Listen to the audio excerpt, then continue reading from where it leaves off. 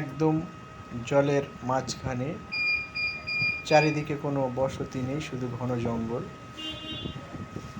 আপনারা সময় এবং সুযোগ পেলে শীতের সময় অন্তত একবার সুন্দরবনের এই প্রাকৃতিক সৌন্দর্য দেখতে আসুন। আশা করি আপনাদের ভালো লাগবেন। এই শীতের সময় দেখুন প্রচুর টুরিস্ট যারা বিভিন্ন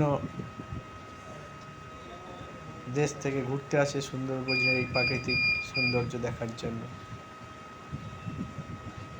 বোটে করে এগুলোতে ঘুরতে হয়।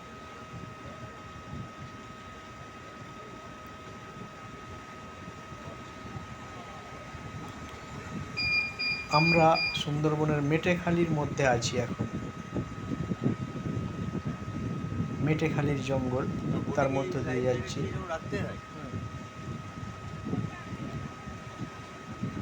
আর এই